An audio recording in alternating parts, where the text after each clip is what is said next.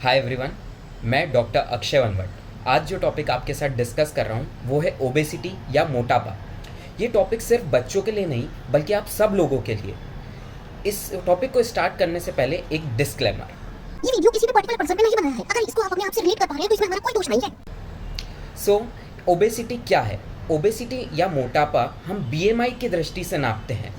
Body mass index अगर 27 kilogram पर metre square से ज़्यादा अगर आपका बॉडी सरफेस बीएमआई है तो आप ओबेसिटी की रेंज में आते हैं। अब ओबेसिटी या मोटापा किन कारणों से होता है? ओबेसिटी या मोटापा सबसे पहले सीडेंट्री लाइफस्टाइल, दिन भर अगर हम आराम करते रहें, कुछ भी एक्सरसाइज नहीं करें, कुछ मूवमेंट ना करें तो ओबेसिटी या मोटापा होता है। Second thing lack of exercise.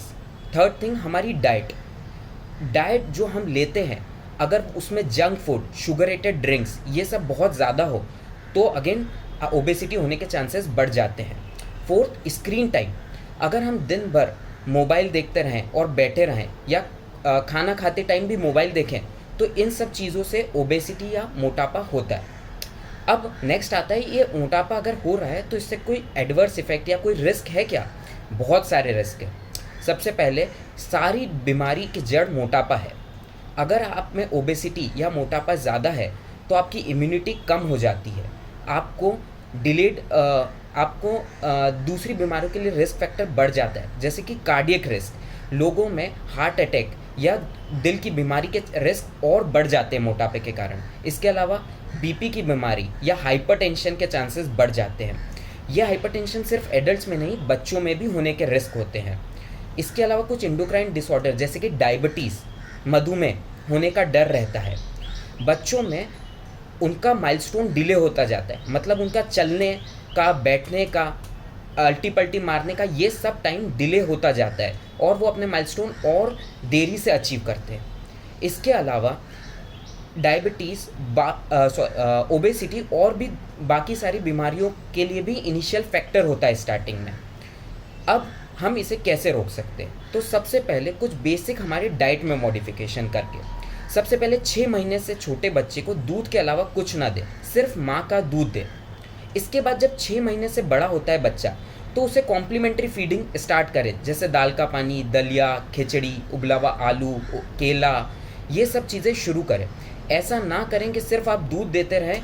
दूध देने से सिर्फ बच्चे का पेट भरेगा, उसे न्यूट्रिएंट्स नहीं मिलेंगे जो 6 महीने के बाद बच्चे को चाहिए होते हैं। और पेट भरता रहेगा, उससे उसका वेट बढ़ता रहेगा, बट उसको एनर्जी नहीं मिलेगी, उसको सफिशेंट माइक्रो न्यूट्रिएंट्स नहीं मिलेंगे। अब बड़े बच्चों में हमें याद रखना है कि टोटल 5 सर्विंग्स दे एक दिन में, मतलब 3 major meals and 2 small meals, जिसमें फ्रूट्स हों, वेजिटेबल्स हों, एक तरह से पूरा बैलेंस डाइट हो। याद रखें कि ब्रेकफास्ट स्किप नहीं करना है।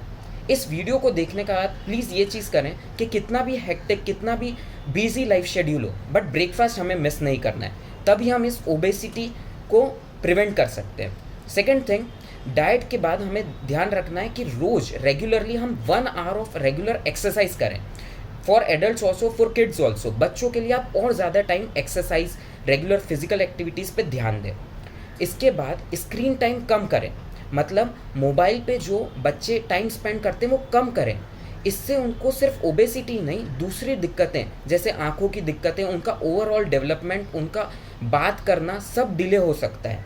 सो 2 साल से नीचे के बच्चों को मोबाइल दे ही नहीं। 2 से 5 साल के बच्चों को 1 घंटे से कम मोबाइल यूज़ करना है और 5 से 10 साल के बच्चों को 2 घंटे से भी कम मोबाइल यूज़ करना है। मोबाइल का यूज़ आप प्रिवेंट करें।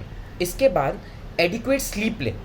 रेगुलर स्लीप एडिक्वेट अमाउंट में अगर लेंगे तो ओबेसिटी के चांसेस कम हो सकते हैं। सो इस तरह के रेगुलर डेली एक्टिविटीज़ को अगर आप थोड़ा सा चेंज करें तो हम कई हद तक मोटापे और ओबेसिटी को रोक सकते हैं और इसके थ्रू कई सारी दूसरी बीमारियों को। ये वीडियो बहुत ज़रूरी है आपका देखना और बहुत ज़रूरी है इस चीज़ को डेली लाइफ में इम्प्लीमेंट करना। अगर आपको ये वीडियो अच्छा लगा है तो please like, share and subscribe.